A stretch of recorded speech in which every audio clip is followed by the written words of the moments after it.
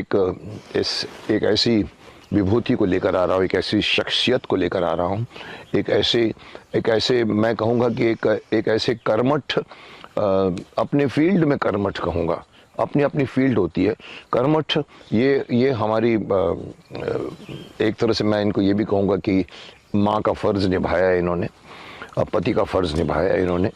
जी हाँ, मैं बात कर रहा हूँ शतम जीवा के जो चलाने वाली जो श्रीमती अनुराधा शर्मा जी हैं, वैद्यनाथ के यहाँ पर इतने बड़े फॉर्म की जो यहाँ पर मालिक हैं। और मैं उनको पिछली बार भी आपको मैं अपने एमके शो में मिला चुका हूँ। इस बार मैं सिर्फ और सिर्फ कोशिश करूँगा कि कुछ उनके जीवन से मैं जानूँ कि उन्होंने सनातन धर्म को अपनाया था कि नहीं अपनाया था, और अपनाते हैं और कैसे चाहते हैं कि लोगों को अपनाना चाहिए। तो मैं आया हूँ उन्हीं के इस प्रांगण में, ये मेरे आसपास जो है वो, इसलिए मैं उनको बुलाना चाहता हूँ जिनसे हम सुनेंगे सनातन धर्म क्यों इम्पोर्टेंट है आज के युग में। तो चलिए अभी मिला देता हूँ मैं आपको श्रीमती अनुराधा शर्मा जी से, वो देखिए आ रही हैं।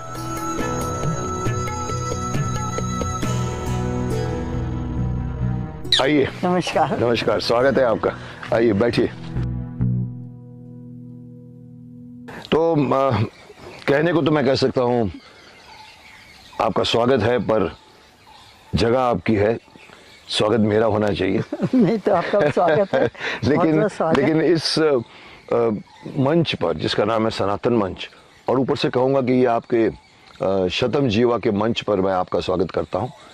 ये आपने बहुत खूबसूरत मंच बना दिया है, बहुत खूबसूरत एक क्रिएट किया है, जो मैं जानता हूँ। मैं आपके पतिदेव से मैं मिल चुका हूँ, मैं उनके साथ काफ़ी शूट भी किया था मैंने। आई थिंक उन्होंने अपने नाम है उनका, तो मैं अगर correct me if I am wrong, Pandit Ramesh Kumar Sharma ji, बिल्कुल सही, जो कैबिनेट मिनिस्टर भी रहे थे जी। और मैं एक शूटिंग के दौरान यहाँ पर आया था और उनसे तब से नाता हुआ है 20-22 सालों से। तो उन्होंने यहाँ पर इस फार्म 100 एकड़ फार्म से करेक्ट लाख पेड़ लगा कर गए, और आपने अपने बच्चों ने मिलकर 50,000 और भी ऐड किए, तो 1.5 लाख पेड़ के बीच में मैं बोलूँगा आप लोगों को, हम लोग यहाँ जो बैठे हैं बहुत ही खूबसूरत है। ये शतम जीवा के नाम से जाना जाता है। यहाँ पर ट्रीटमेंट होती है और लोग नेचर में घूमते हैं। इससे बड़ा नेचर क्या मिलेगा हमें? तो शहर में 2 पेड़ नहीं मिलते जी। मैंने अपने ऑफिस के बाहर खिड़की पर 19 पौधे लगा के रखे, गमले, और यहाँ पर आपके पास लाखों पेड़ है। यहाँ ये मैं कहूँगा रिजर्वॉयर ऑफ द ऑक्सीजन है। यहाँ पर आदमी जो बैठा है उसको फ्री ऑक्सीजन मिलेगी, जो वहाँ नहीं मिलती। तो स्वागत है आपका आपके इस खुद के खूबसूरत एक मैं कहूँगा खूबसूरत एक फिज़ा का या एक जगह बना के रखी है आपने, और मेरा मंच जो मैं लेकर आया हूँ सनातन मंच। तो अनुराधा जी, मैं आपसे चंद सवाल पूछूंगा मोस्टली रिलेटेड टू सनातन था। आपको जो आंसर देना दीजिए, नहीं आए तो नो बॉल बोल के हाथ ऊपर कर सकते हैं। मैं सबसे पहले जानना चाहूँगा, क्योंकि मैं आपसे औरों से थोड़ा अलग दिमाग में मेरा, मैं जानना चाहूँगा कि एक माँ होकर आप क्या आज के युग में सनातन धर्म कितना इम्पोर्टेंट मानती हैं? क्या आपने अपने बच्चों के लालन पालन में उस सनातन धर्म को इस्तेमाल किया, यूज़ किया, उसको फॉलो करती हैं? कितनी ज़रूरत है आज के युवा और माओ के बीच में संबंध में? जी, सबसे पहले मैं अपने गुरु को प्रणाम कर लूं, बिकॉज इसी कार्य में शुरू करती हूँ तो उनको समर्पण करना चाहिए, यही सनातन धर्म तो मैं अपने गुरु श्री पीताम्बरा पीठाधीश्वर स्वामी जी महाराज के चरणों में नमन करती हूँ। ओम चैतन्यम शाश्वतम शांतम व्योमातीतम निरंजनम बिंदुनाथ कलातीतम तस्मै श्री गुरुवे नमः। और एक संत जिन्होंने मुझे गौ सेवा का बहुत ज्ञान दिया और गौ के प्रति प्रेम जो मेरे अंदर जागृत किया, अपने ट्रस्ट में उपाध्यक्ष भी बनाया गौशाला ट्रस्ट में, उनको भी और उनके ज्ञान को मल्लुक पीठाधीश्वर स्वामी जी को मैं नमन करती हूँ। एक अज्ञात संत हैं जो हनुमान जी के सेवक हैं, अपना नाम डिस्क्लोज नहीं करते, लेकिन समय समय पर हमें, हमारे परिवार को मान्या शर्मा जी के साथ में हमेशा खड़े रहे, और एक बहुत बड़ा हमें आधार और बल मिलता है उनके मार्गदर्शन से।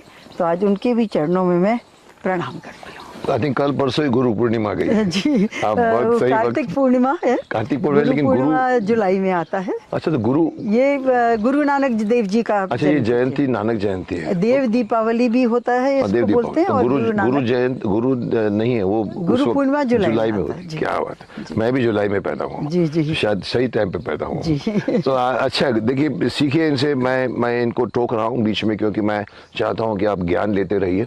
ज्ञान की कोई सीमा नहीं होती, ज्ञान की कोई उम्र नहीं होती। गुरुओं का आदर करना, गुरुओं को मानना, गुरुओं से सीखना आजकल के विद्यार्थी लोग भूल गए। आजकल पीछे से चौक मारते हैं, एरो मारते हैं गुरुओं के पीछे। गुरुओं के साथ बच्चों का संबंध नहीं होता। आते हैं, रोल कॉल लेते हैं, चौक से दिखते हैं और चले जाते हैं, घंटी बजती है। देखिए इन्होंने कितनी अच्छी तरह से अपने गुरुओं को कृतज्ञता दिखाई। क्योंकि जैसे मशहूर है कि गुरु गोविंद दो खड़े काके लागो पाए, बलिहारी गुरु आपने गोविंद। यस, बलिहारी गुरु आपने गोविंद दियो दिखाए।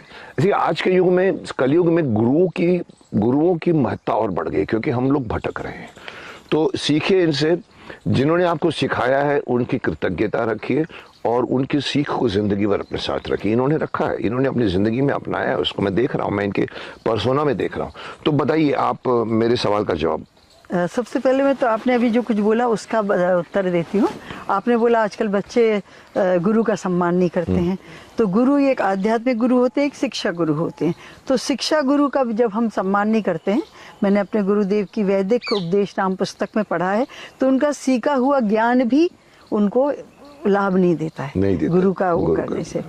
और गुरु तो देखिए, तो राम जी के भी गुरु थे, वशिष्ठ जी। कृष्ण भगवान के भी गुरु थे। और हर कोई बड़ा संत, रामकृष्ण परमहंस, उनकी पुस्तकों से मैं बहुत प्रभावित हूँ, उनके भी गुरु थे, तोतापुरी बाबा। तो आध्यात्म मार्ग में गुरु बहुत आवश्यक है। और सनातन धर्म में यही परंपरा सिखाई गई है। राम जी के लिए तो रामायण में एक दोहा भी आता है, प्रातः काल उठ के रघुनाथा, माता पिता गुरु नावई माता। मतलब माता पिता का भी सम्मान करिए और गुरुओं का भी सम्मान करिए। प्रातः काल उठ के उनका आशीर्वाद लेंगे। मैं बहुत अभिमान में तो नहीं बोल रही हूँ, लेकिन ईश्वर की कृपा है कि मेरा पुत्र अभिनव, आप जो आपसे बहुत परिचय रखता है, वो प्रातः उठ के मेरा चरण वंदन करता है। और जब कोई पुत्र आपके चरण छुएगा तो स्वतः ही आशीर्वाद निकलेगा। पितामह ने भी कहा था, प्रणाम का परिणाम आशीर्वाद है पुत्र। जी, आपने कहा है। और वैसे हमने देखा है प्रोग्राम में हमेशा बहुत अच्छा आशीर्वाद लोगों को देते हैं। तो कोई आपके आगे झुक रहा है श्रद्धा से, स्वतः ही आपको आशीर्वाद निकलेगा। तो अभिनव करता है और आपको अभिनव आशीर्वाद रोज देते करता है, नित्य करता है। और हमारे यहाँ परंपरा है कि कहीं बाहर आओ तो पहले गुरु स्थान पे प्रणाम करो, आज्ञा लो कि जा रहे हैं बाहर, और माता पिता को प्रणाम करो। ये इन पिताश्री के समय भी था और अभी भी आज भी आप उसको बरकरार रखे हुए। इसमें मैं एक प्रश्न ऐड कर दूंगा कि गुरु की बात निकली है। मैं पूछना चाहता हूँ कि आज के युग में, देखिए मैंने पढ़ा है, मैंने दयानंद सरस्वती की जिंदगी भी पढ़ी है, जीवन पढ़ा है, और अभी योगानंद जी के साथ मैं भी जुड़ा हूँ। उनमें भी ये बात क्लियर होती है कि गुरु शिष्य को ढूंढता है और शिष्य गुरु को ढूंढता है। दयानंद सरस्वती पूरे सालों साल घूमकर उनको जाके एंड में सही गुरु मिला। तो ये आज के युग में गुरु तो अच्छा लगता है सुनने में, पर गुरु के नाम पे हमको गुरु मिलते नहीं। आपको लगता है कि आज के युग में जो बात है, गुरु शिष्य को ढूंढता है। जैसे युक्तेश्वर जी ने कहा था इनको, अपना आई थिंक लाड़ी माशे इनको कहा था अपना योगानंद जी को, कि 40 सालों से मैं तुम्हारा इंतजार कर रहा हूँ, ये तुम्हारा कंबल है, यहाँ पर तुम बैठ के मेडिटेशन करते। दैट मीन्स गुरु ढूंढता है और शिष्य भी ढूंढता है। आज के युग में क्या है, को ढूंढता है वो गुरु? परंपरा तो जो सनातन काल से, आदि काल से, वो परंपरा तो चेंज नहीं होती। लेकिन आज के युग के लोगों की बात कर रहा हूं, हमारी सुपात्रता होगी तो हमें गुरु स्वयं मिलेंगे। मैंने अपने गुरु ढूंढे नहीं, गुरु ने आपको ढूंढा ना। एक तो ढूंढता है, दोनों में से एक तो ढूंढता है। क्योंकि जिस आयु में मुझे मंत्र दिया, मैं एक स्कूल गोइंग बच्ची थी, और जिस आयु में उनने मुझे अपनी शरण में लिया, मंत्र दिया, जब मुझे संस्कृत का भी ज्ञान नहीं था, मैं तो अभी भी ज्ञान नहीं मानती कि है, बल्कि मैं तो बहुत संकोच था कि आप इस मंच पे मुझे बुला रहे हैं। और जिसके बड़े ज्ञानी, संस्कृत के ज्ञाता, वेद आदि धर्मों के ज्ञाता आ रहे हैं, तो मुझे बहुत संकोच था। पर हमें लगा कि शायद सनातन आपके जीवन से सिखाना चाहता हूँ लोगों को। जी। गुरु की जब आपने बोली, तो एक विषय है जो मुझे हृदय में हमेशा झकझोर देता है। उनका गुरु चाहिए। आज के लगता है कलयुग की भागदौड़ में गुरु चाहिए। बिल्कुल चाहिए। हर योगा कलयुग सीखने के नहीं, लिए भी गुरु के बगैर अगर नहीं सीखना त्रेता में भी चाहिए, सतयुग में भी चाहिए, द्वापर में भी हाँ, चाहिए। ये बात तो है, कलयुग बट इस वक्त ज्यादा चाहिए बस, क्योंकि ज्यादा हम चाहिए, भटक क्योंकि कलयुग का प्रभाव है। प्रभाव है। और इसमें जो बुद्धि लोगों की भ्रमित हो रही है, सबसे बड़ा दोष तो आजकल इंटरनेट और इस Google पे से। जाएगा, लैपटॉप पे और लैपटॉप। मोबाइल पे जो बच्चे रहते हैं। एक कक्ष में आप प्रवेश करेंगे, 4 प्राणी बैठे हैं, पास पास बैठे हैं, एक अपने मोबाइल लेके। अपने अपने मोबाइल में घुसे रहते, पति पत्नी एयरपोर्ट पे देखा है दोनों, वो इधर लगी रहती है, वो इधर लगा रहता है। जी। सो तो क्या बोलना चाहते हैं कि इस युग में इस युग में गुरु की आवश्यकता डेफिनेटली है, सनातन धर्म को जागृत रखने के लिए बहुत आवश्यक है। और हम आपका साधुवाद करना चाहते हैं। आप हमेशा एक प्रयास करते रहते हैं, पहले भी आपने सामूहिक हनुमान चालीसा कराया। हाँ। अगर आपके आह्वान से पूरे भारत में 1000 या 1 लाख हनुमान चालीसा हुआ, तो हनुमान जी डेफिनेटली आपको भी उसका आशीर्वाद मिला होगा। और जिन सब ने उच्चारण करा, हमने, हमारे परिवार ने भी उच्चारण किया था हिंदू हनुमान एकता चालीसा दिवस का। के लिए, yes। और मैं समझती हूँ पूरे भारत में बहुत लोगों ने किया ये होगा। बढ़ना चाहिए। अब दूसरा प्रयास आपने किया, सनातन धर्म को जागृत करने, उसकी डेफिनेशन, उसकी सत्य व्याख्या आम लोगों तक पहुंचाना। ये तो आप कितने फॉलोअर्स हैं मुझे अभिनव बताता है। तो जो भी देखते हैं, और जो कई फॉलोअर्स नहीं होते हैं वो भी देखते वो हैं, भी जुड़ जाते हैं। उनकी भी संख्या होती है अच्छी जो चीज़ शायद लाइक ना करें या फॉलो ना करें, पर देखते हैं, तो उनमें भी वो ज्ञान जाएगा। सनातन धर्म के लिए जो मैंने आपको बताया, मलुक पीठ वाले महाराज जी बहुत बड़े ज्ञाता हैं वृंदावन में, और रैवासा धाम के वो मठाधीश हैं, बाल ब्रह्मचारी हैं, बहुत छोटी उम्र से संन्यास लिया है। उनने वाल्मीकि रामायण के सुंदर कांड में बहुत अच्छी व्याख्या सनातन की दी है। आप बोले तो मैं आपको सुनिए सुनिए, मैं भी सुनना चाहूंगा और पूरे दर्शक भी सुनना चाहेंगे। कृते च प्रति कर्तव्यमेश धर्म सनातनाम। किसी ने उपकार किया है तो बदले में उसका भी उपकार किए, ये सनातन धर्म है। ये बहुत छोटी लाइन लगी। ये लाइन अच्छी लगी मुझे। क्या बोलना चाहते हैं? जिसने किसी ने आपको उपकार किया है। जी, ये हिंदी वाला बोलना है? हिंदी वाला। हिंदी वाला, आपके ऊपर किसी ने भी उपकार किया है तो बदले में हम उसके लिए भी उपकार करें। क्या बात। और ये 2 लाइन का वर्ड है, ये वाल्मीकि रामायण का है जो सुंदरकांड से लिया गया है। लेकिन इसकी जो व्याख्या है कि उपकार किस किस का करें, वो सनातन धर्म है। That I elaborate. उपकार किसका का ना करें, ऐसा भी होता है? नहीं, ना करें नहीं, मतलब किसका करें? क्योंकि सनातन धर्म में उपकार करा है। सबसे पहले तो हम अपने घर में ही ले लें, हमारे माता पिता। हमें ये मनुष्य शरीर माता पिता की उससे प्राप्त हुआ है। माता पिता का बहुत योगदान है हमें निर्मित करने में, तो हमें उनके लिए उऋण नहीं होना चाहिए। हमें मतलब उनके कर्तव्य से हम विमुख ना हो, ऋणी होना चाहिए, ऋणी रहना चाहिए। और तभी हम उनके लिए उनकी सेवा करें, उनका ध्यान रखें। और आगे जब उनका शरीर पूरा हो जाए तो उनके लिए श्राद्ध कर्म कुछ श्रद्धा से करें। तो ये भी सनातन धर्म है, माता पिता की सेवा करना। जैसे मैंने आपको श्लोक बताया था प्रातः काल उठ के, तो उसमें ये माता पिता का भी आता है। फिर ये भी सनातन धर्म है। आगे ऋषि मुनि देवता, उनका सम्मान, उनका पूजन, वो भी सनातन धर्म है। वो भी करें। फिर हमारी इंद्रियां लीजिए, हर इंद्रियों में कोई ना कोई देवताओं का वास है, और ये इंद्रियां हम पर उपकार कर रही हैं। आज हमारे नेत्र हैं तो हम देख पा रहे हैं, हमारी वाणी है तो हम बोल पा रहे हैं, हमारे नेत्रों में सूर्य देवता का वास है, हमारे मुख में अग्नि देवता का वास है। इस तरह सब इंद्रियों में हमारे कोई ना कोई देवता का वास है। तो उन देवताओं के को भी उनने हम पे उपकार किया, तो हम कैसे उनको उपकार करें? मतलब उपकार करने का मतलब है कृतज्ञ रहे। जी जी जी, हम उनके उपकार को मानें, ग्रेटफुल रहे, ग्रेटफुल रहना। बिल्कुल कृतज्ञ, आपने बहुत अच्छा बोला। गुरु महाराज ने एक बार बोला था, कृतज्ञता का कोई प्राश्चित नहीं है। इफ वी आर अनग्रेटफुल तो उसका कोई भी प्राश्चित नहीं। वैदिक उपदेश में गुरु महाराज ने कहा। वाह, क्या बात। कृतज्ञता का कोई प्रायश्चित नहीं है। सब चीज का प्रायश्चित है, लेकिन इफ वी बीन अनग्रेटफुल तो उसका कोई प्रायश्चित। क्या बात, बहुत बहुत आज के टाइम पे बहुत जरूरी है। तो जैसे इंद्रियां हमें हेल्प कर रही हैं, उनने उपकार किया। हर इंद्रियों को हमको हर इंद्रियों का क्या करना चाहिए? कोई देवता है। हाँ, हर इंद्रियों को थैंक्स बोला। इन इंग्लिश में इसमें ये नहीं, इंद्रियों के देवता हैं। हाँ, उनके देवता को प्रणाम या तो उन देवता जो हमें इंद्रियों का सुख दे रहे हैं, उनको हमने प्रणाम किया, उनके उपकार का बदला दिया। ओके। और कौन? उनका उपकार किया हमने। फिर आपको ऋषि मुनि इन संतों बता दिया। फिर जो देवता इसमें है, तो वो असंख्य देवता हैं। इंद्री कोई 6 इंद्री मानता है, कोई 11 भी मानता है इंद्रियां। तो उन देवताओं का हमने पूजन भजन आदि से उनका हमने उपकार उसमें हो जाता है पूजा में। फिर असंख्य देवता हमारे हिंदू धर्म में है, सनातन धर्म में है। प्रमुख 5 माने गए हैं। 33 उनको कोटि, एक तरह से 33 कोटि में समाहित 5 करके प्रमुख है।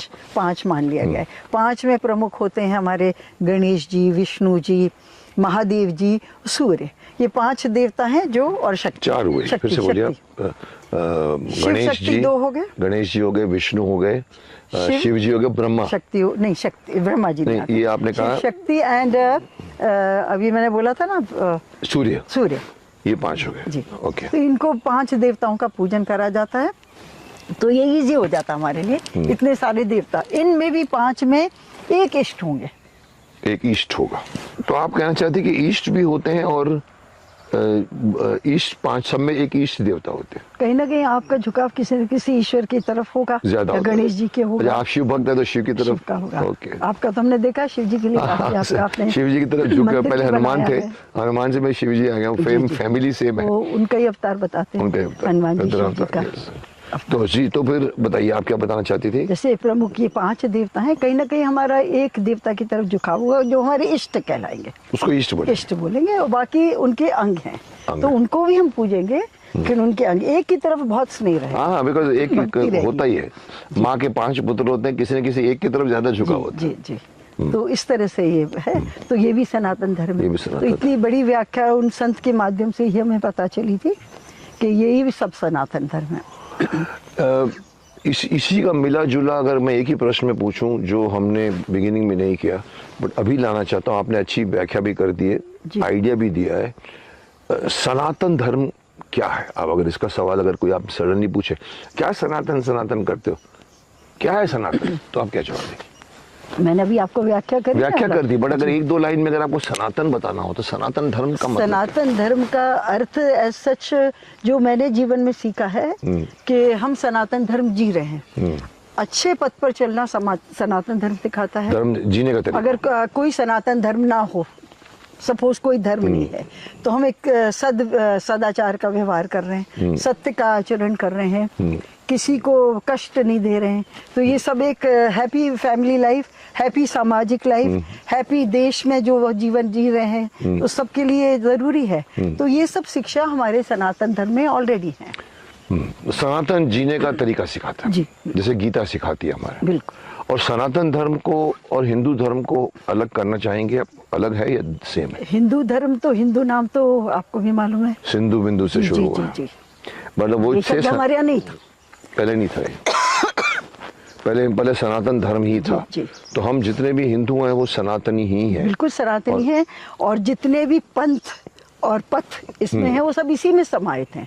आपने भी अपने उसमें बोला है, जैनी हमारे सनातन से निकले, सब हमसे सिख निकले। हमारे सनातन से निकले, बौद्ध हमारे सनातन से, ये पथ है, ये पंथ है, पंथ है और पथ भी है। ये धर्म है, वो पंथ धर्म नहीं है। जी जी। क्या बात।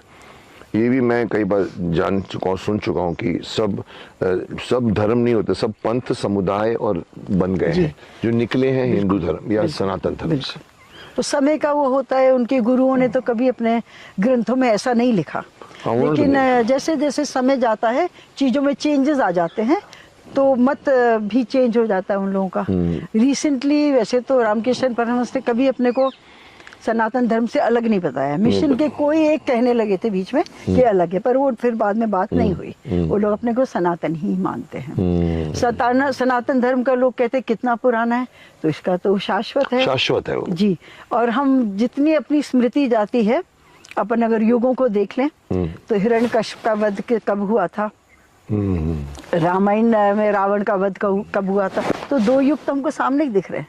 इन युग में भी था त्रेता सनातन युग धर्म, भी आ गया और द्वापर भी आ गया। जी। तो मैंने देखा है आपने अपने पतिदेव के स्वर्गवास के बाद में आप पे बहुत बड़ी जिम्मेदारी आई होगी। मैं आपके यहाँ पर 1 नहीं 2 नहीं पता नहीं कितनी 3-4 बार आया हूँ, जो मैं कहीं नहीं जाता। ये जगह मुझे बहुत पीसफुल लगी और सुसंस्कृत बोलते हैं जिसको आपके परिवार के सभी लोगों को मैंने देखा है संस्कृति पाल रहे हैं। श्रेय मैं आपको देना चाहूँगा। आपने क्या ध्यान रखा आपके पतिदेव के जाने के बाद, जो मैं चाहता हूँ आज की हर माँ सीखे, क्योंकि हर माँ का कर्तव्य होता है अपने संतान को, जो आज थोड़ा सा भटक गए। आज माँ भी काम करती है, अच्छी बात है। आज न्यूक्लियर फैमिली है, माँ भी है, बाप है, बच्चा भी है। बट आपको क्या लगता है कि बच्चों के लालन पालन में माता पिता का कितना योगदान होता है? बहुत बड़ा योगदान है। और अगर आप हमारे व्यक्तिगत जीवन का पूछ रहे हैं तो मैंने पूरा श्रेय मानी शर्मा जी को दूंगी। उनको ही दिया है। उनका बहुत सहयोग रहा है। मैंने जो कोई भी डिसीजंस बच्चों के लिए लिए तो हमेशा उनका सहयोग रहता था। कभी हो कि ये लोग ज़्यादा जाके सिफारिश कर लें अपने पिताश्री के, देखो मम्मी मूवी अलाउ नहीं कर रहे, तो कभी वो थोड़ा लिए वो दे दें लिवरेज, अदरवाइज उन्होंने पूरा सहयोग करा। और कभी ऐसी आवश्यकता नहीं पड़ी कि इन लोग की कंप्लेन पिताश्री से करनी पड़ी हो या यहाँ पे। उस सब का श्रेय मैं जाती हूँ उनकी जो अपने गुरु के चरणों में निष्ठा थी। उनकी भी और थी बहुत निष्ठा, छोटी आयु में उनको गुरु महाराज ने मंत्र। उन्हीं ने आपको इस गुरु से मिलाया? नहीं, मैं अपने आप से अपने आप मिली मिली, हूँ। आपने कहा और था अपने आप संयोग मिली। से इस परिवार में आई तो इस परिवार के भी गुरु वही Already थे। थे। और मेरे ससुर जी को, वैद्यनाथ के संस्थापक वैद्य पंडित राम नारायण शर्मा जी को गुरु महाराज ने बोला, उनको वैद्य जी बोलते थे, वैद्य भी थे हमारे ससुर जी, वैद्य जी आपके घर में अभी आई है, मेरे स्कूल में पहले से। अच्छा, ये लाइन तो एक उन्होंने अच्छा संगम हुआ जी। क्या बात। तो ये आज के इस कलयुग में संतानों को पालना, या मतलब मैं पिछली वीडियो में बोल गया हूँ कि आजकल ना माँ है, ना बाप है, ना भाई है, ना बहन है, ना दोस्त है, ना गुरु है, गूगल है जी बिल्कुल। तो आज के युग में संतानों को सनातन धर्म के हिसाब से पालना मैं समझता बहुत जरूरी है। कई बार लोग कहते हैं सर क्या 5000 साल पहले की लेके जा रहे हैं। अरे साहब 5000 साल पहले की चीज को कंधों पर रख के आगे बढ़िएगा तो आप ठीक चलोगे, अदरवाइज आपको पतन हो जाएगा। मैं बहुत बार बोल चुका हूँ। आपको क्या लगता है कि इस गूगल युग को, मैं इसका नाम गूगल युग दे दूंगा सपोजिंग, इस युग में आजकल के युवा बच्चों, लड़कों लड़कियों को समझाना मुश्किल है कि आसान है? मुश्किल होगा जब आप लेट समझाएंगे। अगर आपने बाल्यकाल से ही वो शिक्षा प्रारंभ कर दी। अच्छा। Mother is the first teacher of the child, सभी लोग कहते हैं। तो अगर आप शुरू से आप खान पान उनका नियमित रखेंगे, संयमित रखेंगे, आपके घर में मैगी नहीं आए, मैदा नहीं आए, फास्ट फूड्स ना आए, तो उनकी बुद्धि और स्वास्थ्य अच्छा रहेगा। और आप शुरू से उनको सत्य बोलने का बताएं, उनके रूटीन्स इस तरह के बनाएं। कई बार बच्चे मंदिर में जाने से या आध्यात्म में बैठने से, कोई कीर्तन हो रहा है घर में या कुछ और ऐसी पूजा वाली चीज़ हो तो उनको बोरिंग लगती है। लेकिन बोरिंग भी आपको, बच्चा इंजेक्शन लगवाने में रो रहा है तो आपको दर्द नहीं आता, आप लगवाते ना इंजेक्शन, जबरदस्ती करते। तो मैं इसको भी वही डोज मानती हूँ। क्यों नहीं करते जी, तो वहाँ भी आप उनको बलपूर्वक लेके जाइए और अपने सब आध्यात्मिक कार्यक्रमों में रखिए। और वो सेवा भी करवाइए कि आज मंदिर में पूजा है तो आप श्रृंगार भी करेंगे, भगवान का पुष्प भी लेकर आएंगे, सब चीज। This is whichever religion people are following, उस पथ में, पंथ में उनको डालना चाहिए। कुछ ना कुछ मंत्र उच्चार, पूजा का एक नियम उनके लिए बनाना चाहिए, चाहे 2 मिनट का हो, 1 मिनट का, 5 मिनट का डेली। हाँ, और एक सुंदर हैबिट्स। हमको माताएं कितनी भी व्यस्त हों, किटी के लिए भी टाइम निकालती हैं, मूवीज के लिए, भ्रमण के लिए भी, तो बच्चों के लिए भी टाइम निकालें, बच्चों के बहुत जरूरी है। और लैपटॉप बच्चों के हाथ में, जैसे अभी बोला, देना ही नहीं चाहिए। दे देते गूगल, अपना गेम खेलने को, चल रो रहा है बच्चा, जिद कर रहा है तो गेम खेल।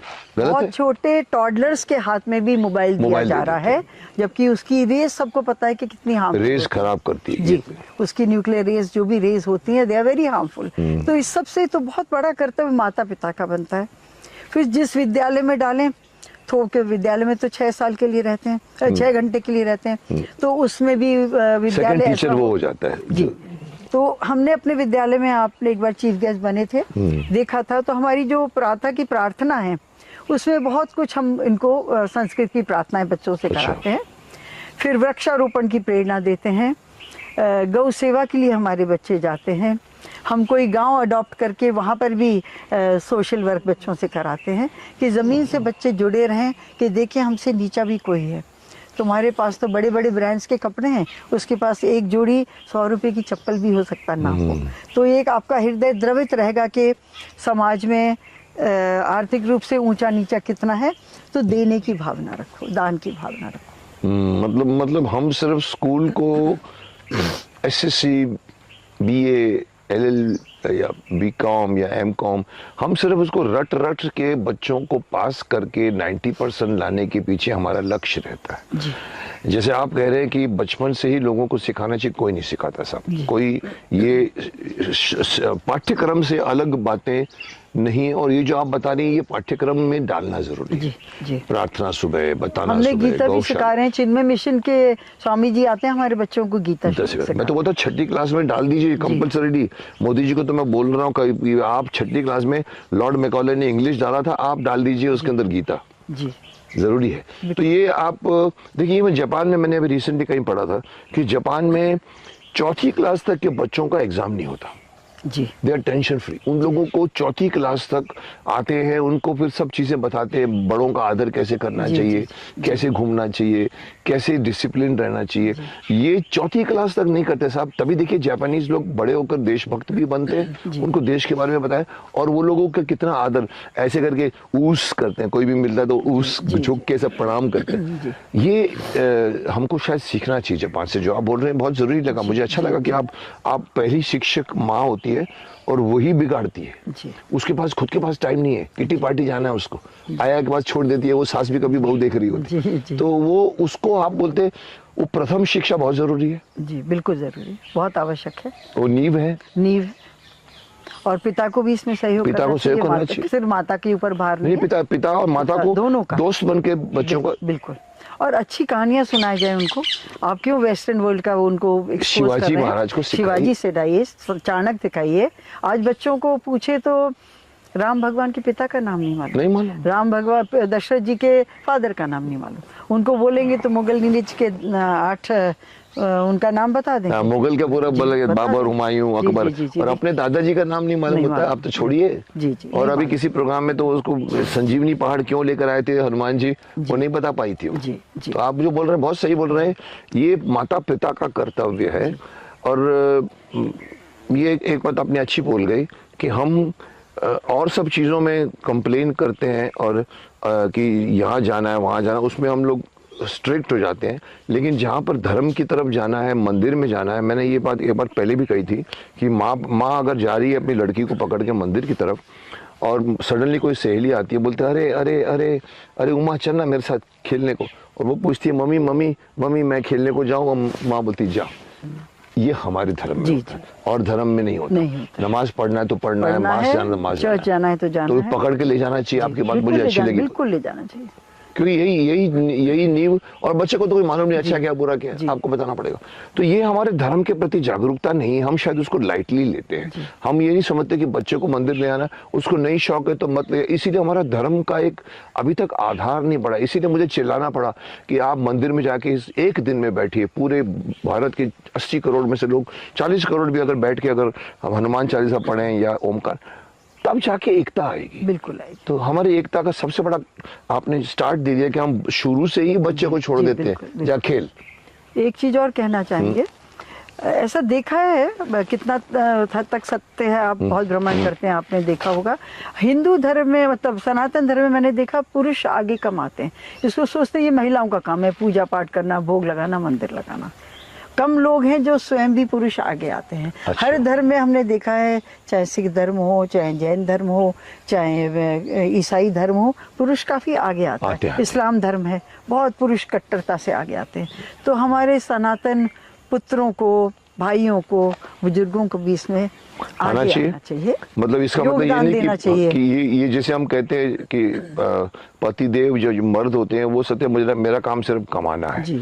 बच्चे को सिखाना माँ का काम है, पूजा पाठ करना माँ का काम है। गलत है जी, क्योंकि उनका भी कर्तव्य पूजा पाठ करना। बच्चों में बच्चे शायद ये भी सीखते हैं कि फादर तो करते नहीं है। हाँ, तो मैं करूँ तो क्या फर्क पड़ता है। जी, तो वो लड़का जो होगा, एग्जाम्पल, उदाहरण हम प्रस्तुत करेंगे तो उसका अनुसरण करेंगे। उदाहरण, ये हमको अपनी एक दिखाना चाहिए, एक एग्जाम्पल करके, तो ही बच्चे सीखेंगे। अगर आप क्लब गोइंग हैं तो बच्चे भी क्लब गोइंग बनेंगे। बिल्कुल। आप अगर शराब पीते हैं तो बच्चे भी शराब पिएंगे। आप तो कहीं ना कहीं पहली शिक्षा बहुत इंपॉर्टेंट है। मतलब उसी पर पूरी आपकी जिंदगी का पूरा महल उसी पर खड़ा होता है, और हम उसी को नेग्लेक्ट करते हैं। तो हिंदुओं को मैं इनके माध्यम से कहना चाहूंगा कि थोड़े से सजग बनिए और ये बात को बनाइए कि सनातन धर्म से आपके दादा परदादा जिए हैं, आप इस ऐसे युग में आए हैं जहाँ गूगल आ गया है, जहाँ वर्ल्ड छोटा हो गया है, जहाँ बाहर की संस्कृति हमारे पर धीरे धीरे सेंध लगाती जा रही है। ऐसे युग में अपनी धर्म को बचाने के लिए आपको सजग रहना पड़ेगा। और वही चीजें जो इन्होंने कही कि बच्चे को पकड़ के लेके जाओ मंदिर, बैठो, जिसे मैं कभी कभी मजाक में बोलता हूँ। मैंने कहा कि कई बार बोलते हैं सर आप बच्चों को सिखाइए, मैंने कहा मैं 97 में सिखाता था, आज के बच्चों को 10 गुना ज्यादा मार्गदर्शन के साथ। मैं भाग रहे, माँ भी कुछ नहीं कर सकती, बाप भी। मैं अगर बोला शक्तिमान होता तो पकड़ के लाता उनको, बैठे तक। सिख ये परंपरा है, ये जरूरी है। मैं भी कई बार बोल चुका हूँ और मैं आपसे मुंह से सुनना चाहूंगा, आपको क्या लगता है कि ये बात सही है कि संस्कृत लैंग्वेज जिसमें हमारे है, हमारी जो पुरातन कालों से चली आ रही है, हर चीज उसी में लिखी गई है, तो आजकल के लोग संस्कृत को सिर्फ पंडित की भाषा मान के बैठ गए। आएंगे पंडित जी और गाँव आएंगे क्लिंग चामुंडाय बिचे स्वाहा, ओम आएंगे क्या गाँव आएंगे क्लिंग चामुंडाय बिचे, सुन लेते हैं, पढ़ लेते हैं और पूजा पाठ। आपको क्या लगता है, जो मैंने एक बार सजेस्ट किया था कि संस्कृत 6ठी क्लास में डाल देना चाहिए, आपको लगता है जरूरी? और पहले से भी डालना चाहिए। और पहले से? जी बिल्कुल, 6ठी से भी पहले। हम हिंदी बोलने वाला बच्चा स्कूल में जाता है, वो उसको सब अंग्रेजी सिखाई जाती है, जो कि एक फॉरेन लैंग्वेज है। वो जो लॉर्ड मैकॉले ने 1835 में डाल दिया, तो आज भी तो वही हो रहा है। हिंदी घर में इंग्लिश कहाँ बोल रहा है बच्चा, वो एक फॉरेन लैंग्वेज तो क्लास 1 से सीख रहा है, तो क्लास 1 से अगर संस्कृत सीखेगा, हाँ, जबकि हमारी लैंग्वेज है उसको फॉरेन लैंग्वेज मान के सीखेगा, तो उसमें भी पारंगत हो सकता है। डिफिकल्ट टू लर्न है Sanskrit? Even French is difficult, even English is difficult for people who don't speak. सीखोगे तो सीख जाओ। जी। और अगर बच्चे की दिमाग खाली, स्लेट खाली है, उस वक्त तो दूसरी तीसरी चौथी में अगर संस्कृत तो 10वीं तक आते हैं तो वो प्रकांड बन जाएगा। बिल्कुल। तो उसका फायदा क्या? संस्कृत सीखने का फायदा मुझे सिर्फ एक अपने आपके मुंह से सुनना है। संस्कृत भाषा में हमारे सब ग्रंथ हैं, उन ग्रंथ का अध्ययन अगर किसी ने कर लिया, हमारे वेद, उपनिषद, पुराण, ब्राह्मण, बहुत सारे ग्रंथ हैं, उनका अध्ययन करेगा तो उनको अपनी लाइफ में भी उतारेगा, बालक बालिका जो भी।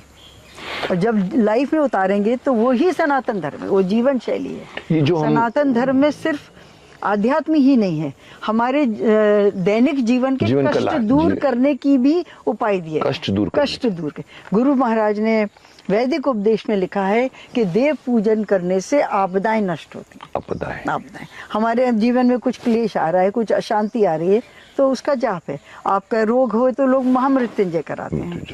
आपको शुद्धिकरण करना है, घर निर्माण हुआ है, वास्तु की पूजा कराते हैं। तो धर्म, Sanatan Dharma even tells us remedies for happiness. Day to day life में जो हमारा, अगर पति पत्नी में विवाद है, बालक और बहन भाई में विवाद है, तो उसके लिए एक शक्ति मिलेगी कि ये किस तरह से वो शक्ति मिलेगी, तो जो ये फॉलो कर रहा है वो ही जान पाएगा। मैंने अपने जीवन में गुरु के पास से सनातन धर्म जिया है, मान्य शर्मा जी ने, हमने, और वही हम शिक्षा अपने बच्चों को दे रहे हैं।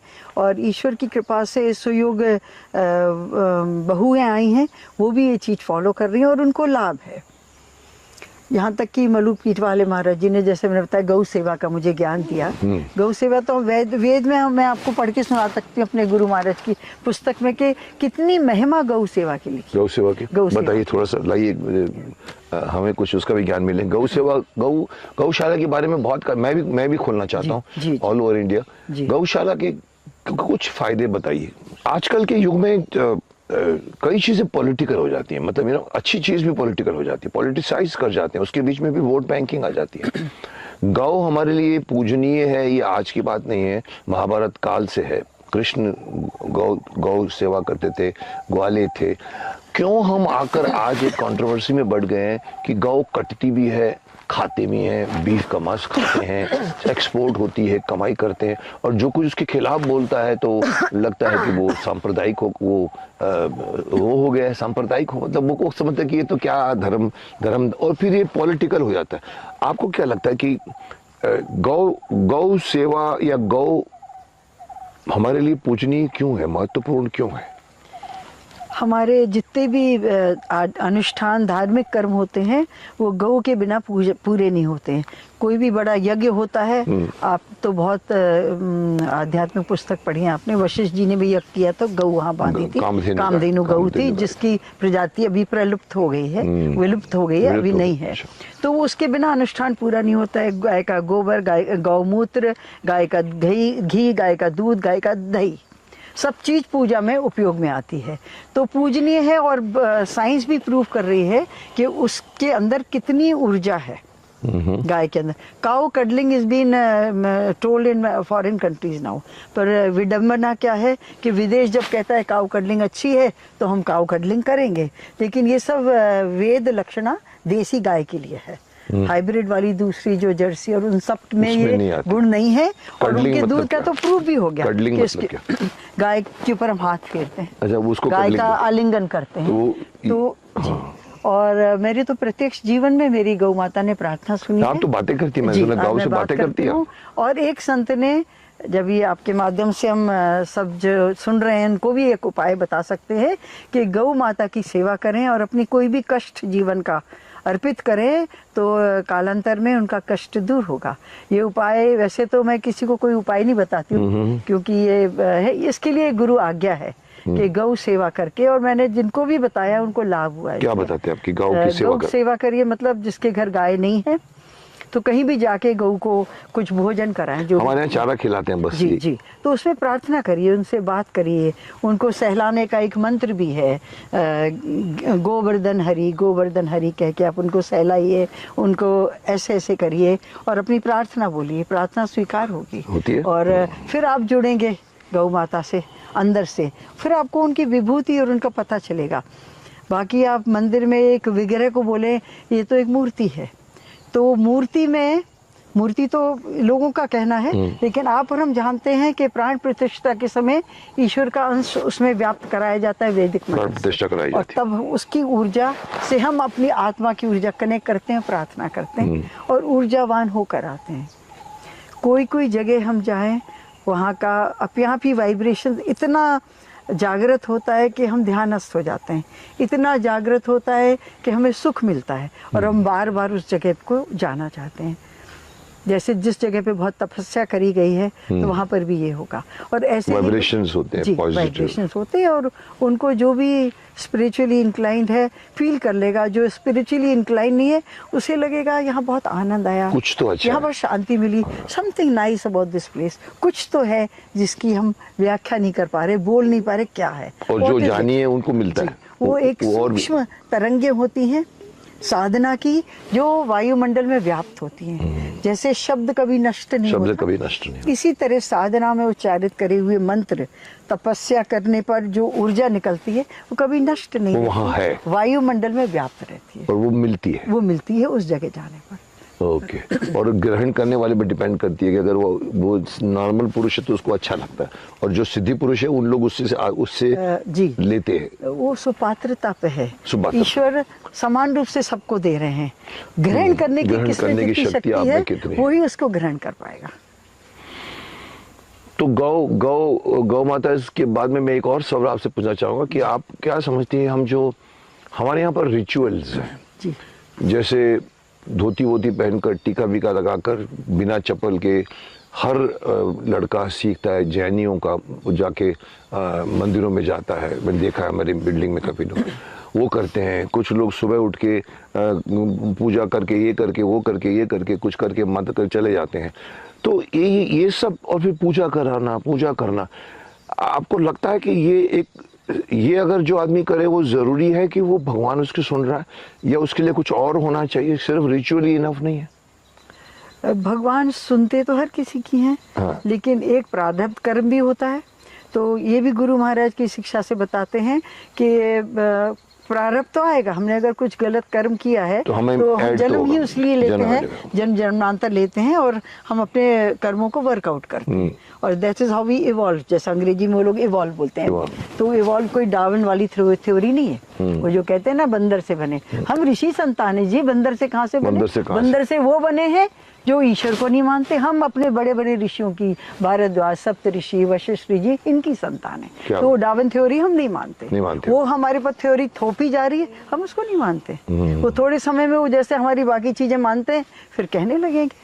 अभी तो घूम के आ रहे हैं, ओम में भी, सूरज में भी ओम की आवाज आपने बताया था एक बार वीडियो में ना। तो ये, लेकिन मेरा सवाल ये है कि हम बहुत कुछ अच्छी चीजें पंडितों से सीखते हैं और एक नियम बना लेते हैं। जैसे हम कहते हैं योगा 40 मिनट करना चाहिए, वॉक 40 मिनट करना चाहिए, वैसे ही हम लोग बोलते हैं 15 मिनट 20 मिनट ओम ओम ओम ओम आएंगे। मैं सोचता हूँ कि ये अच्छी चीजें सिर्फ रिचुअल्स करने से ज्यादा जिंदगी में अपनाओगे तो फायदा होगा। अनुभूति, मतलब हम सिर्फ बोल लेते हैं, अनुभूति नहीं। मेरा थोड़ा भिन्न विचार है आपसे। बताइए। मेरा भिन्न विचार इसलिए है कि सनातन धर्म की बहुत विस्तारता है। इसमें कर्म योग है, राजयोग है, भक्ति योग है, ज्ञान योग है। तो जिसकी जितनी कैलिबर है, उसकी कितनी आध्यात्मिक अवस्था है, उसी से उसको वो मार्ग आगे जाएगा। अगर हम 12वीं क्लास में हैं तो हम उसके बाद कॉलेज की फर्स्ट ईयर में आएंगे। इसी तरह आध्यात्म में हमने इतनी प्राप्ति कर ली है तो आगे की प्राप्ति हमें उसी हिसाब से मिलेगी। हम भक्ति योग में रहे हैं पूर्व जन्म में, तो आगे भी उस भक्ति योग की उस क्लास से आगे की प्रारब्ध है। और प्रारब्ध है। जन्म से पहले आत्मा, जैसा सुना है, स्वयं अपना घर चुनती है, परिवार चुनती कि यहाँ मैं अपने को इवॉल्व कर पाऊंगा और आगे आध्यात्म में बढ़ पाऊंगा। लेकिन माया का ऐसा प्रबल प्रभाव है कि जन्म लेने के बाद वो भूल जाता है, भ्रमित हो जाता है, इंद्रियों में चले जाते हैं। और कई नहीं भी होते हैं, उनका इतना संस्कार जागृत होता है कि अपने पथ पर आगे बढ़ते हैं, वो रोक लेते हैं, इंद्रियों के प्रभावों को रोक लेते हैं। तो ये रिचुअल्स भी जरूरी हैं। जो ध्यान करता है वो उसके लिए मार्ग, जैसे आप एलोपैथिक में कहते हैं कोई इन्फेक्शन हुआ है और इन्फेक्शन नहीं जा रहा है तो let's get a culture test done. तो कौन सी एंटीबायोटिक लगेगी तो वो इन्फेक्शन जाएगा। इसी तरह सनातन धर्म में हर व्यक्ति विशेष के लिए उसकी कितनी उसके अंदर क्षमता है इस मार्ग को अपनाने की। कुछ है जो सिर्फ जल चढ़ा कर भी ईश्वर को मान लेते हैं, कुछ होते हैं सिर्फ सत्य का मार्ग अपना कर मान लेते हैं, कुछ कर्मयोगी होते हैं जो निस्वार्थ कर्म करते हैं। इसमें कोई ये भाव नहीं होता है कि मेरा नाम हो, मुझे ख्याति मिले, सिर्फ एक सदकर्म। कर्म मतलब ये कर्मयोगी मीन्स सदकर्म, ये नहीं कि कोई भी कर्म नहीं। हाँ, तो इस तरह सनातन धर्म में बहुत विस्तारता है। हाँ, इतने ऑप्शंस दिए गए हैं कि आप इसको अपनाइए, इसको अपनाइए। एक बार ठाकुर रामकृष्ण परमहंस की पुस्तक पे पढ़ रही थी, उन्होंने कहा इतना कर लो, ये हम नहीं कर पाएंगे, इतना कर लो, ये भी नहीं कर पाएंगे। तो अच्छा ठीक है, तो रोज महादेव जी पे जल भर, ये भी नफर, वो बाकी मैं देख लूंगा। क्या और यहाँ गुरु आ जाते हैं। मतलब करो कुछ भी करो। आपकी बात के हिसाब से कि जितनी ग्रहण शक्ति है और जितना आपका प्रारब्ध होगा उतना आपको फायदा होगा। लेकिन मेरे सवाल का जवाब मुझे मिल गया कि आप बोलना चाहते हैं कि मैं कभी कभी बोल जाता हूँ कि सिर्फ मंत्र पढ़ने से कुछ नहीं होता है। हनुमान चालीसा में मीनिंग समझो। जैसे मुझे याद है एक मैंने अभी किताब पढ़ी इनकी, योगानंद जी की किताब में, उनके युक्तेश्वर जी उनके गुरु थे और वो किसी साधु के पास गए मिलने को, और साधु के वहाँ पर जब बैठे तो उनके शिष्य बैठे हुए थे, गीता पढ़ा रहे थे जी। तो सबके सामने गीता पढ़ी हुई जी, सबके सामने लिखा हुआ पड़ा है। बोलते वो लोग ये देखते रहे युक्तेश्वर जी, और बोलते वो उन्होंने कहा ठीक है। तो एक श्लोक पढ़ा, उसके बाद वो लोग बोलते आधे घंटे तक बैठे रहो जी। वो सन्नाटे में पहले आधे घंटे में उसको देख के करके वो करके, और उसके बाद में वो करके आगे बढ़े, उसको पढ़ो, उसको देखो, आधे घंटे तक उसको देखो, मतलब उसके ऊपर उसकी एनालिसिस करना होता है, तब समझना होता है, अंदर डालना होता है। तो युक्तेश्वर जी ने पूछा उनसे, बोला आपने पढ़ी है गीता? बोला लेकिन ये तरीका बहुत अच्छा है कि हम सिर्फ पढ़ लेते हैं। मेरी मदर भी पढ़ती थी, तब तब तब तब जानकी राम ने कहा हे सीते, अब काम तो अच्छा किया तो आपकी माँ सही करती थी, इस पर भी हम उत्तर देते हैं। तो शिव जी ने पार्वती जी से कहा है जपात सिद्धि जपात सिद्धि जपात सिद्धि वरानने देवी को कह रहे हैं कि जप करते जाओ स्वतः ही सिद्धि मिले। सिद्धि डजंट मीन कोई हमें पावर मिल जाएगी, सिद्धि मीन्स हमारे आध्यात्मिक पावर मिल जाएगी। यही बात मेरे गुरु महाराज ने कही है कि कुछ भी नहीं आता है, अपना जाप करते जाओ, करते जाओ, फायदा होता है उससे। It is like sitting in a train and you are not getting down from the train, वो आपको गंतव्य पे पहुंचाएगी। स्टेशंस आएंगे और स्टॉपेजेस आएंगे, आप नहीं उतरिए ट्रेन में, आप गंतव्य पे पहुंच जाएंगे। आप जप का मार्ग अपनाइए, बहुत सारे वो आएंगे, बाधाएं आएंगी, अट्रैक्शंस आएंगी, छोड़ो distractions is the right word, कि हम इस मार्ग को ना छोड़ें, तो गंतव्य पे आप जरूर पहुंचेंगे। और मैं बड़े बोल ना बोल के गुरु महाराज के चरणों में प्रणाम करके बोलती हूँ कि जो मैंने जाप जो उन्होंने बताया, मंत्र दिया छोटी आयु में, मैं तो आज भी इतनी बड़ी आयु का होकर अपने को गुरु के सामने वही अपने को स्कूल गोइंग बालिका मानती हूँ, जो उनके चरण में ऐसे सिर रखे आज भी आध्यात्मिक प्रार्थना करती हूँ, छोटी छोटी बात बोलती हूँ। When I talk to my guru it is like एक छोटी बच्ची जैसी मैं गई थी, आज मैं इतनी आयु की होकर भी मैं वो बच्ची ही हूँ उनके सामने कि मेरा मार्गदर्शन करिए। चमत्कार उस मंत्र का हम बताएं, अंग्रेजी स्कूल का प्रभाव, संस्कृत बहुत कम पढ़ी थी। एक बार मेरे ससुर जी अस्वस्थ थे, उन्होंने मुझे बोला कि मुझे बेटा ये पढ़ के सुनाओ, तो जो हिंदी का था मैंने पढ़ के सुनाया। Then he told me Vishnu Sahasranama, so I could not read, तब मुझे संस्कृत में इतना अभ्यास नहीं था, लेकिन धीरे धीरे गुरु महाराज के मंत्र के अभ्यास से मैं उस विष्णु सहस्रनाम को 12 मिनट में पढ़ लेती हूँ, धारा प्रभाव। मैं और भी संस्कृत के पाठ, मैं ही नहीं, आज मेरी बहू हैं जो कि तो मेरे घर में बहुत बाद में आई हैं। मेरे पुत्र तो चलो मैंने हिंदी में उनको लिख लिख के देती थी संस्कृत के वर्ड्स, पाठ का उच्चारण सीखने को। जैसे मारकंड है तो आई वुड राइट नॉट रा की मात्रा ऊपर, आई वुड राइट मा र क ड ये, और even in English and they could pronounce. आज मुझे उनको कोई नया पाठ दूं तो उन्हें उच्चारण में दिक्कत नहीं होती है।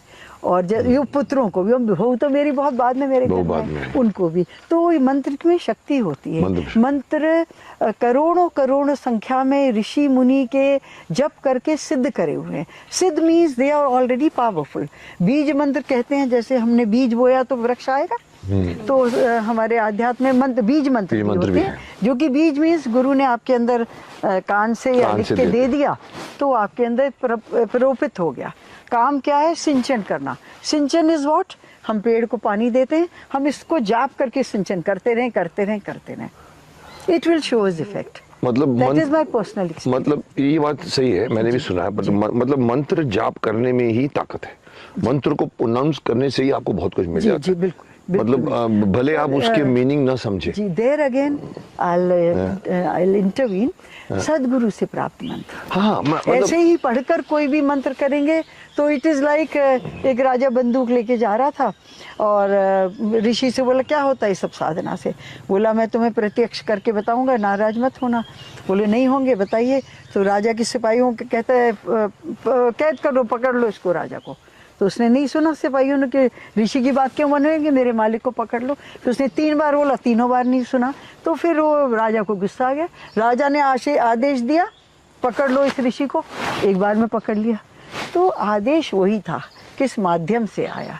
तो मंत्र वही है, किस गुरु के माध्यम से आया, तो वो उसका प्रभाव दिखेगा। मतलब साधु के बात नहीं साबित हुई, राजा की बात सही हुई। हाँ। तो सही गुरु से आए तो ही बात का वजन होता है। ये एक एग्जाम्पल है खाली। नहीं, पर हम कहते हैं मंत्र में इतनी ताकत है कि सिर्फ सुनने भर से भी आपको फायदा होता है, ये सही है? मंत्र अगर सुनते रहो, या जाप तो है ही है, और आपको तो कुछ अभी हम बोले ओम भूर्भुवस्सुवः तत्सवितुर्वरेण्यं भर्गो देवस्य धीमहि धियो यो न प्रचोदयात्। हम बोलते ओम भूर्भुवस्सुवः तत्सवितुर्वरेण्यं, लेकिन मैं 10 में से 8 को पूछ चुका हूं, उनको उनका मीनिंग नहीं मालूम। तो मैंने उसकी खुद मीनिंग बना ली है कि मुझे लगता है रॉन्ग भी होगा, पर मैंने उसको मान लिया कि इसकी मीनिंग यही है कि वो प्रकाश मेरे अंदर आवे और मेरे को प्रकाशित करे, मेरे को मार्गदर्शन। अब मैं बोल रहा हूँ कि मंत्र पढ़ना और समझ के पढ़ना दोनों में फर्क है कि नहीं? फर्क है, लेकिन प्रभाव तो फिर भी करेगा। अगर गुरु से बिना समझे भी प्राप्त करेगा। ये पर्सनल एक्सपीरियंस से है। मैं इसमें एक इंटरेस्टिंग बात मुझे अचानक याद आ गई क्रिश्चियन धर्म को लेकर, जो आपकी बात को सही कहती है कि जरूरी नहीं है कि आपको पता होना चाहिए कैसे पूजा की जाती है। एक गांव में एक पादरी ने कहा कि कल सुबह संडे को 10 बजे सब पूरा गांव चाहिए मेरे को, मैं तुम लोगों से मास कराऊंगा और तुम लोगों के बैठ के कराऊंगा।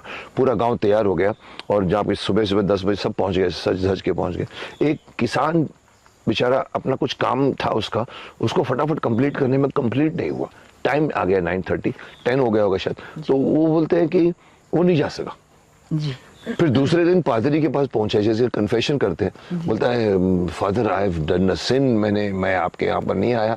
तो बोला क्या किया? बोला पर मैं वहाँ, मैंने पता है क्या किया वहाँ पर, मैं अपने कमरे में बैठ गया और ऊपर भगवान को, गॉड को बोला आई डोंट नो, मेरे को मेरे को कुछ नहीं आता है, प्रेयर भी नहीं आती है, मेरे को सिर्फ ABCDEFGHIJK आता है, तो मैं यही पढ़ूंगा, आप उसको कविता बना के या उसको जो बनाना प्रार्थना बना लीजिएगा।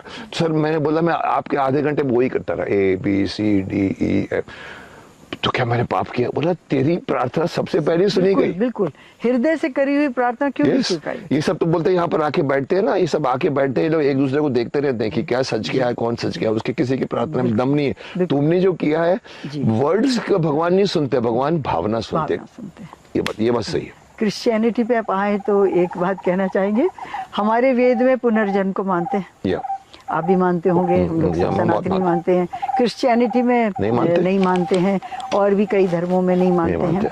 तो सबसे बड़ा प्रमाण तो हमारे गुरु महाराज की वैदिक उपदेश पुस्तक में दिया गया है, ईश्वर ऑल लविंग और केयरिंग, सब लोग सब धर्म बोलते हैं, सर्वज्ञाता है भगवान। तो क्या भगवान ऐसा अन्याय करेंगे कि एक को पैर नहीं है, एक बहुत धनी है, एक गरीब है, एक कैसा है? ये समानता असमानता, अगर एक ही जन्म है तो असमानता क्यों है? कोई ऐसा पैदा हुआ, कोई वैसा पैदा हुआ।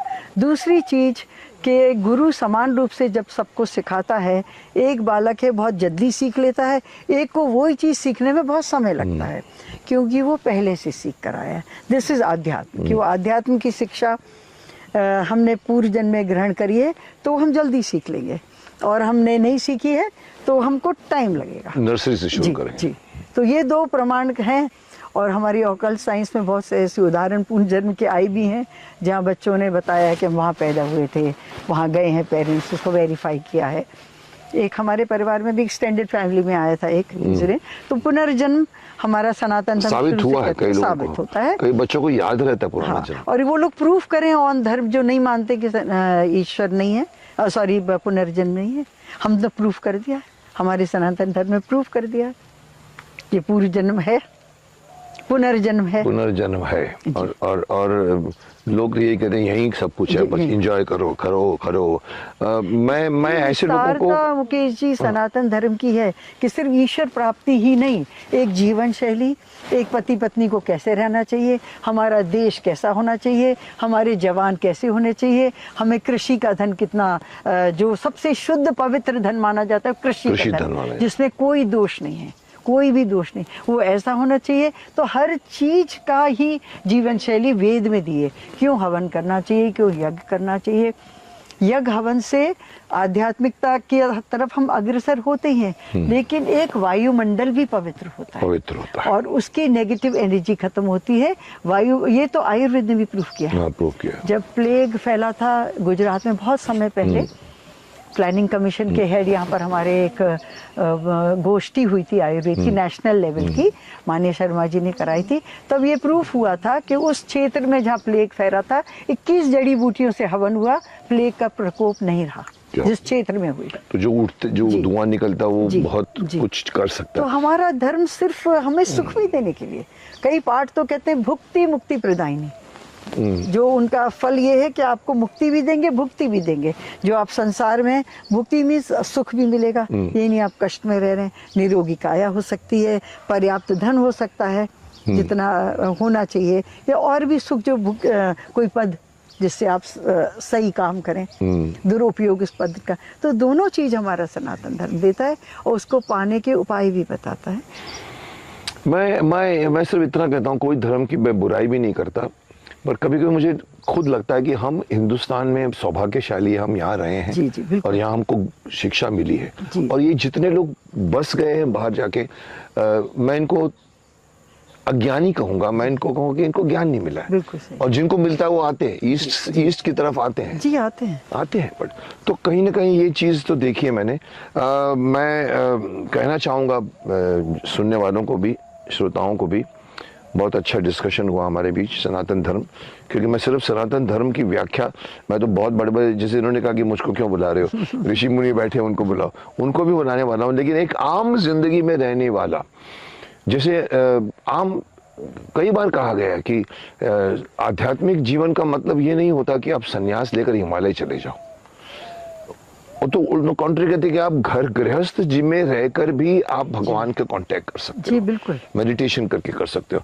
तो गृहस्थ जीवन में रहकर भी आध्यात्मिक होना, मैं कहूँगा इनसे सीखिए। इन्होंने गृहस्थ जीवन भी निभाया है, अपने कर्तव्य भी निभाए हैं, अपने अधिकार भी निभाए हैं, बच्चों को भटकने नहीं दिया है, और ऊपर से साथ में गुरुओं की कृपा से, गुरुओं की बहुत मानते हैं, उनसे इन्होंने गॉड से कांटेक्ट बनाया। गॉड, देखिए हर आदमी टेलीफोन करता है गॉड को, लेकिन जरूरी नहीं है गॉड उसके टेलीफोन को सुनेगा।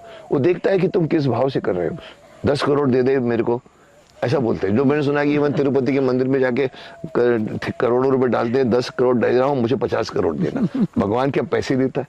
भगवान को क्या पैसा चाहिए? तेरे को बनाया है उसने, भगवान ने, तू यह एक नोट दे रहा है। ये अज्ञानता है। बट ये वाला पर्टिकुलर पॉइंट में ज़्यादा स्ट्रेस करना चाहूँगा इनके इस डिस्कशन में कि किसी ने नहीं कहा, इवन मैं जो किताब भी पढ़ रहा हूँ आजकल, मैं इनकी जो योगानंद जी की, उसमें भी ये बात बहुत क्लियर कही है कि कोई ज़रूरी नहीं है कि आप घर के एक कोने में बैठकर भी, जैसे इन्होंने अपने घर में एक बहुत खूबसूरत मंदिर बना के रखा है, मुझे कई बार दिखाया उन्होंने, आप एक कोना पकड़ लीजिए और खुद ब खुद आप अच्छी बातें करेंगे तो वाइब्रेशन, जैसे आप कहते हैं, बन ही जाता है। तो ज़रूरी नहीं है कि आप भगवे कपड़े पहनकर हिमालय चले जाओ। आप घर में रहकर, गृहस्थ जीवन में रहकर, दायित्व निभाकर, स्टिल, एंड दैट इज बहुत ज़रूरी है। मतलब एक होता है कि निष्क्रिय होके आप सब कुछ छोड़ दिया, एक होता है कि आप क्रय करके भी कर सकते हैं। इनकी मैं तारीफ करना चाहूँगा कि इन्होंने अपनी ज़िंदगी में ये उदाहरण पेश किया है, और सनातन धर्म अच्छा है, ये भी आज मैं समझता हूँ हमारे डिस्कशन में क्लियर हुआ है। बच्चे लोगों को मना मत, उनको अगर वो रोते हैं तो गेम मत दे दीजिए, वीडियो गेम, या रोते बच्चे को चुप कराने के लिए कोई माँ को तंग कर रहा है बहुत, बैठ चल ले, बैठ देगा, वो बेचारा देखता है, उसके अंदर पता लगा आंखों में भी रेज भी आजकल रेडिएशन होती है, और वो लड़का भ्रमित होता है, इरिटेटेड हो जाता है। तो कहीं ना कहीं, जैसे जापान में कहते हैं 34 साल के बच्चों को पढ़ाई नहीं दी जाती, उनको स्किल सिखाया जाता है, डिसिप्लिन सिखाया जाता है, बड़ों का आदर करना चाहिए। हमारे देश में भी शिक्षा का ये चेंज होना चाहिए। यहाँ तक कि पिछली बार कई बार कहा गया था कि 16 साल के बच्चों को, कल ही मैंने किसी बात में कहा, 16 साल के अगर मैं बन जाऊँ ना प्राइम मिनिस्टर देश का, जो बनूंगा नहीं मुझे मालूम, और बनना भी नहीं चाहूँगा, मैं सबसे मोबाइल फोन छीन दूंगा और उनको कहूँगा जाओ STD फोन आप जाके घर में बैठकर वो 2, 4, 5 घुमाओ। सर देखिए 1 साल में आपको क्या मिलेगा, आप खुद हैरान हो जाओगे। जैसे कोरोना ने जो दे दिया, किसी को नहीं मालूम था कि 1 साल 2 साल दादा दादी बच्चे पोते ये दिया था ऊपर से। तो मैं बोलता हूँ कि ये मोबाइल बिगाड़ने वाला बहुत बड़ा है इंस्ट्रूमेंट। तो हम क्यों करते हैं? क्योंकि हमको सुख सुविधा लगती है, ये है। लेकिन जो परमानंद मिलता है, जो ये काम करते हैं, जो मंत्र पढ़ते हैं, वो आनंद आपसे छूटता नहीं है, वो रहता है आपके साथ में। सो सनातन धर्म के इस प्रोग्राम को, अगर आप कुछ और पब्लिक को कुछ मैसेज देना चाहें अपनी तरफ से तो दे सकते हैं। जो आपने गुरु के लिए शुरू में कहा था, तो बड़ा सौभाग्य होता है कि सदगुरु मिल जाए। सदगुरु मिल जाए तो आपका रास्ता अपने आप सहज हो जाता है। कितना मुश्किल है सदगुरु मिलना? मैं ये नहीं बोल सकती, क्योंकि उन्होंने तो मुझे बहुत खुद चूज किया आपको बोला, लेकिन उनकी वैदिक उपदेश ने बहुत सुंदर एक वो लिखा है, अज्ञान रूपी अंधेरे में भटकता हुआ मनुष्य जब सौभाग्य से गुरु को प्राप्त करता है तो साक्षात ज्योति स्वरूप परमात्मा को ही प्राप्त करता है, और उसके सारे भ्रम का अंत होकर आनंदित होता है, आनंद को प्राप्त। और वो परम आनंद रहता है, वो जाता नहीं है आपका, दुख सुख में भी नहीं जाता, बोलता है लॉस प्रॉफिट में भी वो बना रहता है, आपको शांति मिलती है। बताइए, वो कबीर जी ने तो कहा कि सिर काटे गुरु मिले तो भी सस्ता जान। सिर काट के अगर गुरु मिलता है, मेरे रोंगटे खड़े हो रही है बात को, सिर काटे गुरु मिले तो भी सस्ता जान, तो भी सस्ता है अगर आपको सदगुरु मिल गए। जैसे भीष्म पितामह कहते थे अर्जुन को, ये विजय हमें सस्ते दामों में नहीं मिली है पुत्र, सस्ते दामों। तो ये बात आपकी सही है कि गुरु मिल जाए, पर मैं अगेन वो रिपीट कर रहा हूँ, आज के युग में, पाखंड के युग में, माफ करना लोगों को बुरा लगेगा, पर पाखंड ने जैसे किल्विश का प्रताप होता है, जैसे शक्तिमान के लैंग्वेज में गुरु को ढूंढना पड़ता है।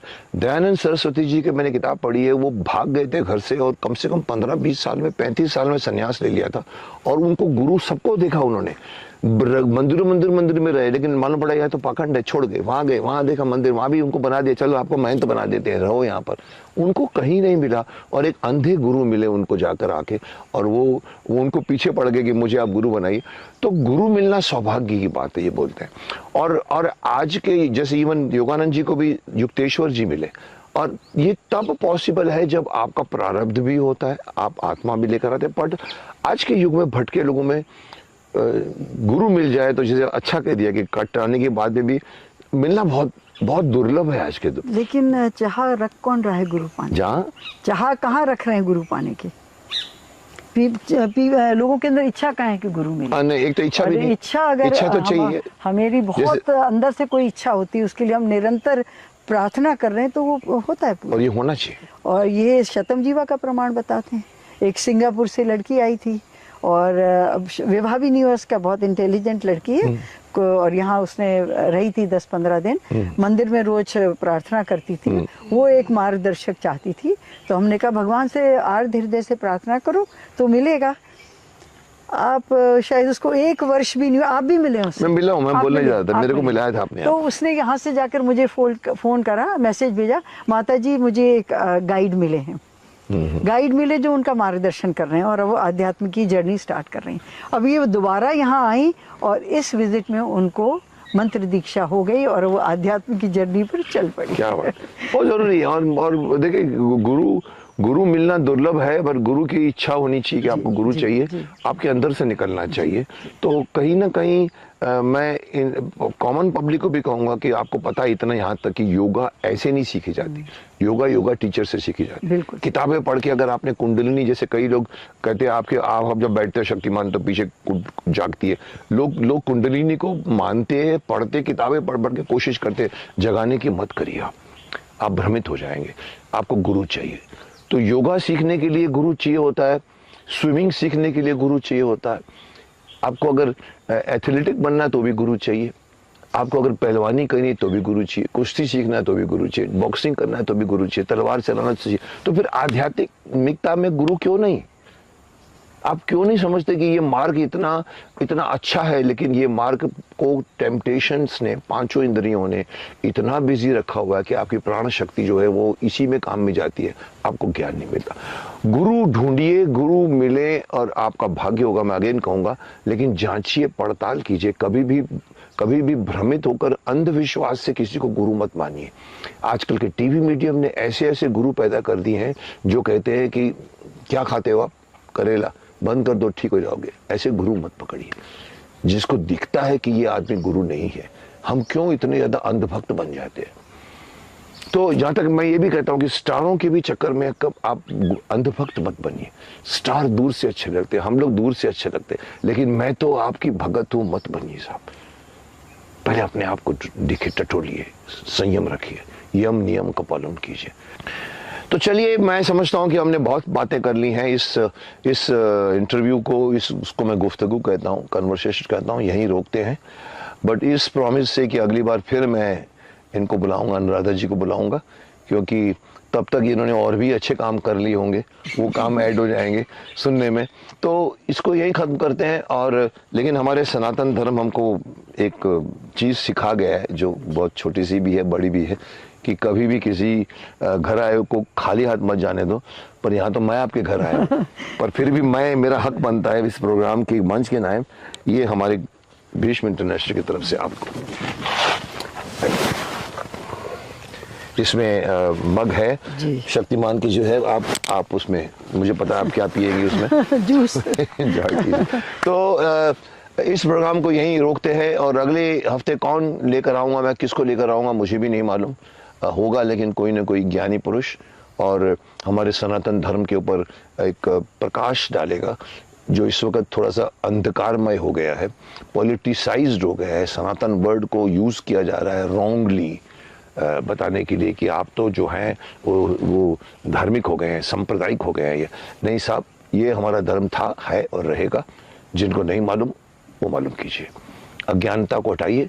हम किसी अंधेरे कमरे में जाते हैं तो लड़खड़ाते हैं, बटन ऑन करते हैं तो लाइट आती है तो ठीक चलते हैं। सब इसी सनातन धर्म की लाइट को ऑन कीजिए और इसको आगे बढ़ाइए। वेट कीजिए, प्रतीक्षा कीजिए।